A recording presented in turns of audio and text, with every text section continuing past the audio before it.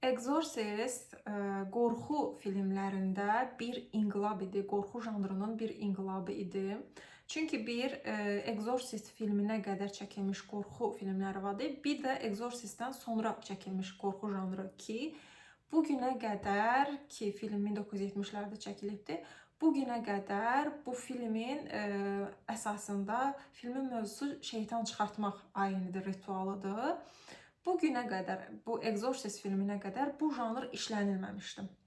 Bu günə qədər qorxunu biz dediyim kimi vampirlərlə görürdük. Müxtəlif, yəni din qorxudan kənarlaşdırılmışdı. Daha çox toplumun xurafat dediyimiz əsassız qorxuları, inancları, batil dediyimiz inanclar və yəni dinlə birbaşa əlaqəsi yox idi. Amma Exorcist isə bu qorxunu birbaşa gətirdi, dinlə bağladı.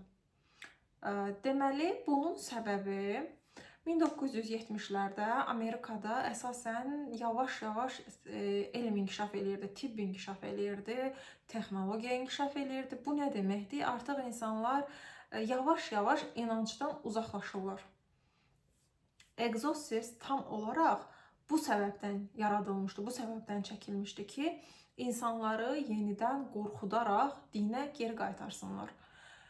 Deməli, filmin mövzusu, film birincisi bioqrafik filmdir. Yəni, realda belə bir oğlan uşağı olub, filmdə qız uşağıdır. Oğlan uşağı olub ki, həkimlər ona diaqnoz qoya bilməyiblər. Qəribə hərəkətlər eləyirmiş, gözə görünməz, nə bilim, nələrləsə danışırmış və heç bir tibb sahəsində həkimlər bu uşağa kömək eləyə bilmirmişlər.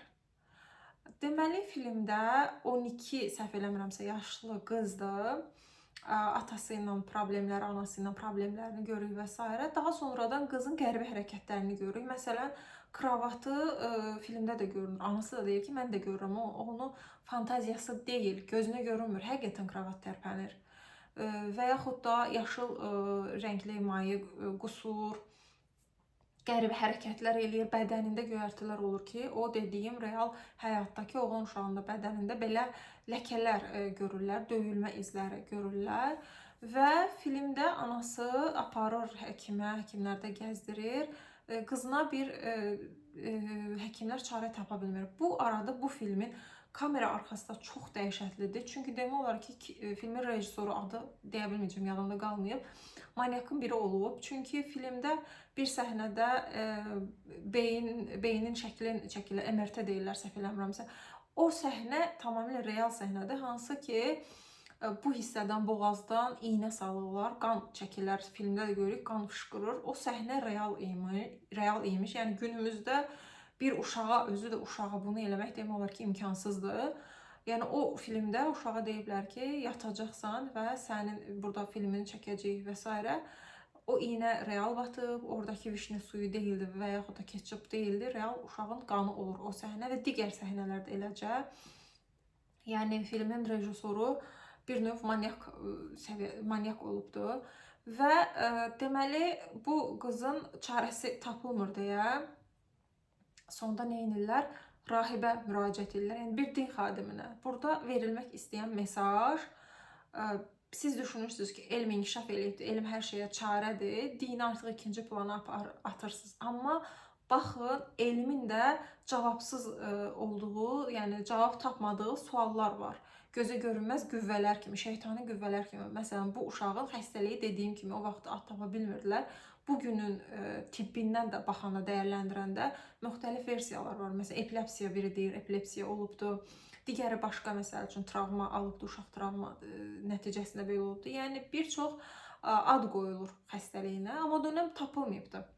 Bir növ cəmiyyətdə filmin çəkilməsinin məğzi o dinə qorxudaraq, din dediyimiz şey qorxudur onsuz da. Allah cəhənnəm niyə yaradıb? Qorxudur. Allah özü nədir? Qorxudur. Bir şey eləməkdən qorxursan ki, Allah səni sevsin deyə çəkinmirsən. Allah səni cəzalandırar, başına sənin iş gətirə bilər, faciə gətirə bilər deyə sən qorxudur bunun təməlində. Yəni, burada da qorxu yaradıb filmlər. İnsanları o 70-ci illərin artıq elmə üst tutmuş, yavaş-yavaş dindən qurtulmuş Amerikası yenidən o qorxu hofunu hiss etdirməkdir ki, çox maraqlı gəlmişdi ki, bu filmdə izlənildiyi dönəmdə İnsanlar bu filmlərə gedib sadəcə qorxmurmuşlar, ürəkləri gedirmiş. Yəni bilmirəm, qəti surətdə empatiya qura bilmədim, amma bunun da bir çox səbəbi ola bilər. Çünki birincisi biz bugünün gözü ilə baxanda artıq o qədər cin çıxarma, o qədər, yəni müsəlmanlarda bunun versiyası var idi. Musallat və yaxud ki Dabbə. Dabbə məsələn tək demək olar ki, Qorxu Hasan Karaçadaş məsələn tək qorxu filmi çəkən şərqdə deyərdim ki, elə həmin rejissordur. Dabbə çox məşhurdur. Dabbə özü bir cin çıxarmadır. Yəni Exorcistdən təsirlənmiş bir filmdir. Əslində bir janr olaraq bu şeytan çıxartma xristianlara aiddir və dediyim kimi şərh bunu dəyişdirib cin çıxartma versiyası eləyibdir. Necə ki orada İncillə, ayinlərlə, nə bilim, xaçla mübarizə aparırlar şeytan cin çıxartmağa. Bizdə də, şərqdə də əksinə Quranla, Qurandakı ayələrlə, Ayət-el Kürsü ilə, nə bilim, yəni bu tip mübarizə aparılır, şeytan çıxardırlar. Amma ümumilikdə tibbdə belə bir anlayış yoxdur. Yəni o dönəmdə də dediyim kimi ad qoyulmaması bu demək deyil ki, elm gücsüzdür. Onsuz da elmin belə bir iddiası da yoxdur. Elm davamlı olaraq sorğulayır, yenilənir. Dünən yaxşı dediyinə səhər pis deyə bilir. Yəni dünən sağlıqlı dediyinə bu gün zərərli deyə bilir. Elmlə dindən fərqi budur. Yəni din qədər qəti elm, onsuz da din qədər sənə qəti bir şey demir. Yəni test eləməyə, daha yaxşılıya, inkişafa həmişə səni yönləndirir.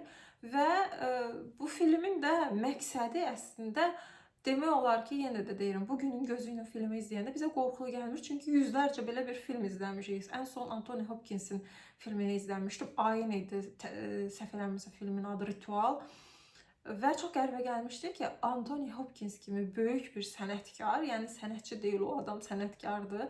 Necə belə bir filmə çəkilə bilib? Orada bir rahibi canlandırırdı. Eynən bir qızın içinə cin girir və cini çıxardır, daha doğrusu şeytanı çıxardır, şeytanla danışır, çünki adları olur onların da.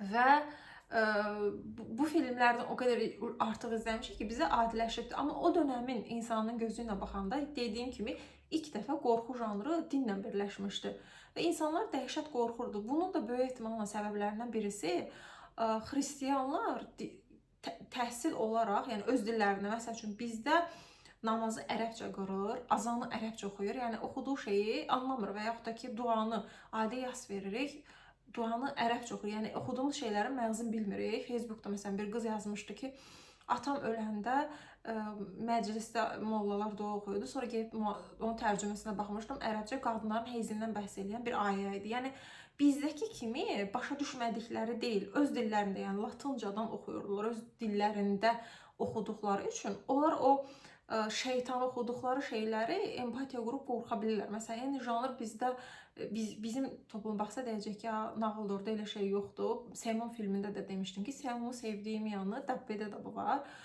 Quranın ayə gətirir. Yəni sən deyə bilməzsən ki, cin xurafatdır. Quranda var yəni bu.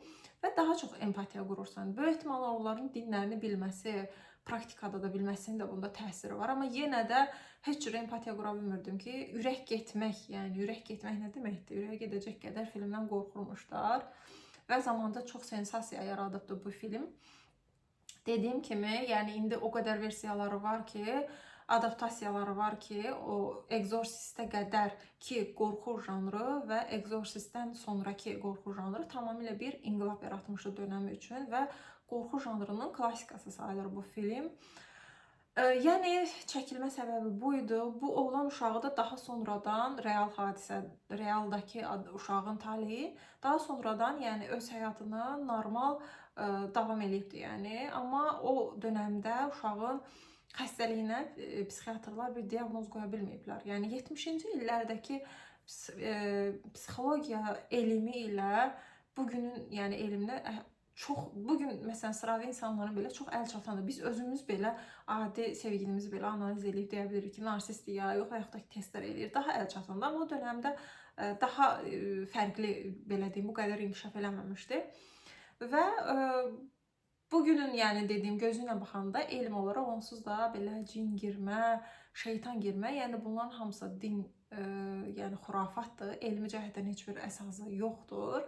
Bizə o qədər də qorxuducu gəlmir. Məqsədi də bu filmin qorxu yaratmaq, insanlarda o xaosu yaratmaqdır ki, elmə çox da bel bağlamayın. Baxın, sizin elminiz gücsüzdür. Belə qara qüvvələr var, gözə görünməz qüvvələr var və yəni belə filmdə kamera arxasında əslində çox şeylər izləmişdim. Ən mənə dəhşətli gəldi. Dediyim kimi o uşağın boğazına şpris iynəni salıb orada axan qanın real olması, bu səhnələr idi. Filmin sonunda necə olur? Deməli, rahiblərdən birisi şeytanla danışır və şeytanı razı salır ki, şeytan çıxıb onun içinə girsin.